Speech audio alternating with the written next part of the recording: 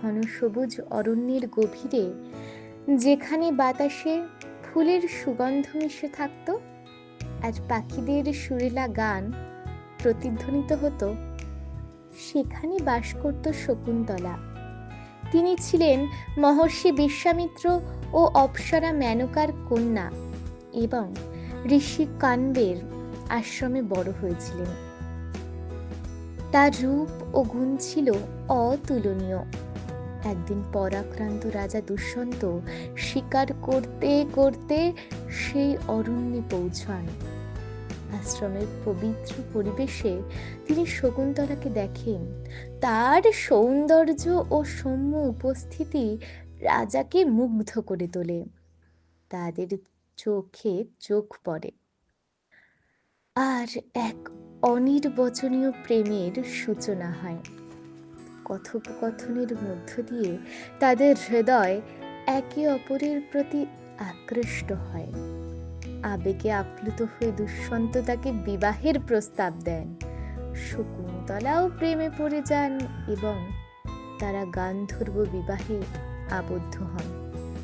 প্রকৃতি ছিল তার একমাত্র সাক্ষী। বিদায় নেওয়ার আগে দুষ্যন্ত তাকে একটি আংটি দিয়ে যান এবং প্রতিশ্রুতি দেন যে শীঘ্রই তাকে রাজপ্রাসাদে নিয়ে যাবেন। কিন্তু এক দুর্ভাগ্যজনক দিনে শকুন্তলা ধ্যানে মগ্ন থাকায় মহর্ষি দুর্বাসার আগমনের কথা খেয়ালই করেননি।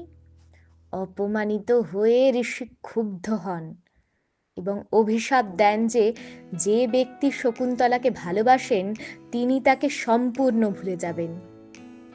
পরে দয়াপরবশ হয়ে তিনি শর্ত দেন যে যদি শকুন্তলা দুষ্যন্তকে সেই আংটিটি দেখান তবে তার স্মৃতি ফিরে আসবে।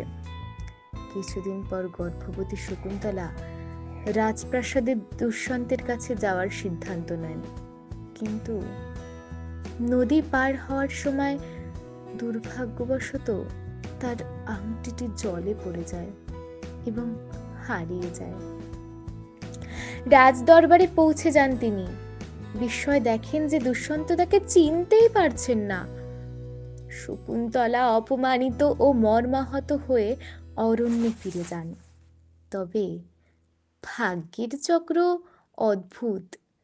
একদিন এক জেলে একটি মাছের পেট থেকে সেই আংটিটি খুঁজে পায় এবং সেটি রাজাকে উপহার দেয়।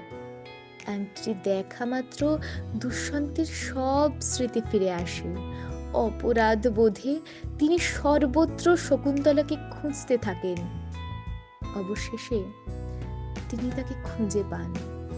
এবার শকুন্তলা তাদের পুত্র ভরতের সঙ্গে অরণ্যে বসবাস করছিলেন। দুষ্যন্ত অনুতপ্ত হয়ে শকুন্তলার কাছে ক্ষমা চান।